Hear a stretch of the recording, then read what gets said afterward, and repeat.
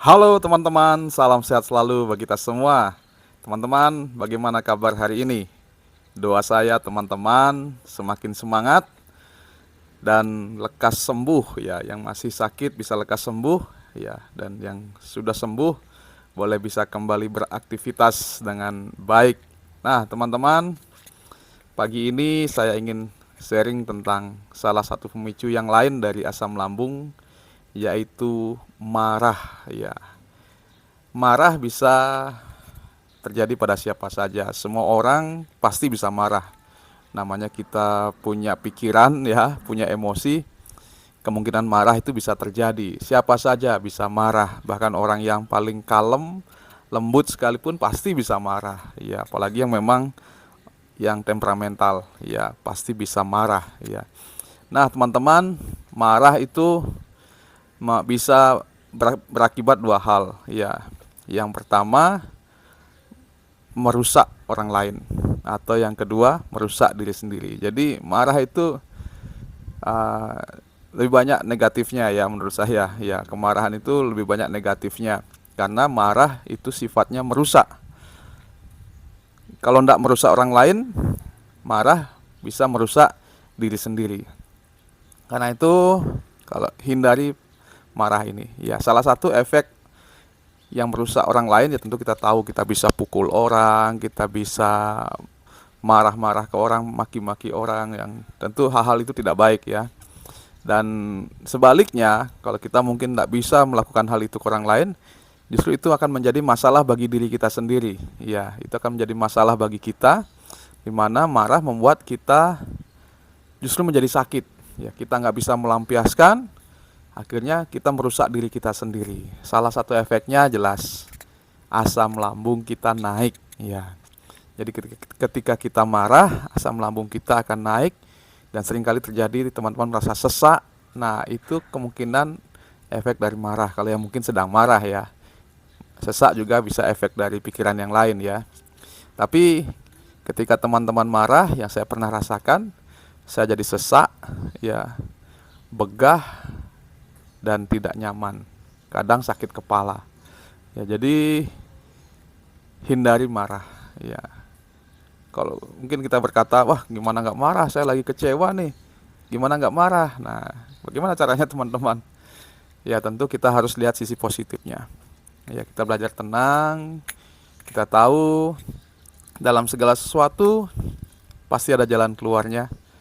Ya, tanpa harus melalui marah ya. Kita bisa lihat sisi positifnya, ya kenapa saya alami ini, kenapa orang beginikan saya.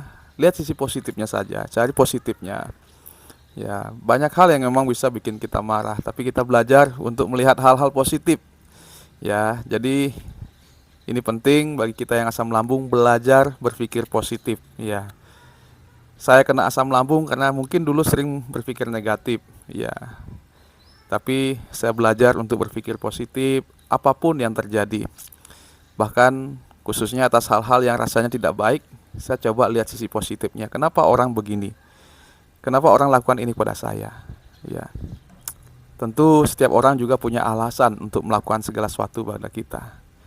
Karena itu kita belajar untuk tidak marah, ya belajar untuk memahami orang lain. Nah, ini yang susah memang. Kita yang asam lambung ini suka dipahami, ingin dipahami, maunya dipahami. Tapi kita harus belajar membaliknya. Sampai kapanpun kita nggak bisa meminta orang lain memahami kita, tapi kitalah yang harus belajar memahami orang lain. Ya, karena itu yang lebih mudah. Kalau kita minta, kamu harus paham sama saya, nggak sulit. Ya, walaupun orang berusaha kayaknya sulit, tapi kalau kita belajar memahami orang lain, itu jauh lebih mudah. Ya, karena itu kita belajar untuk membalikkan. Ya, kalau tadinya kita marah, nah sekarang kita bertanya, kenapa dia marah? Apa yang harus saya perbaiki? Apa yang harus saya perbuat? Ya, sehingga situasi menjadi lebih baik. Ya, jadi teman-teman belajar untuk mengendalikan kemarahan dan ubah energi negatif dari kemarahan menjadi yang positif ya, dengan melihat sisi-sisi positifnya, sehingga kemarahan itu tidak merusak diri kita ataupun orang lain, tetapi lewat emosi itu kita bisa melakukan hal yang baik ya. melakukan hal yang positif.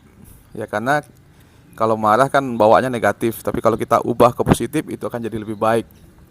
Mungkin orang berbuat tidak baik pada kita karena dia ingin kita melakukan sesuatu. Nah, coba kita pikir apa yang saya bisa lakukan untuk orang lain itu.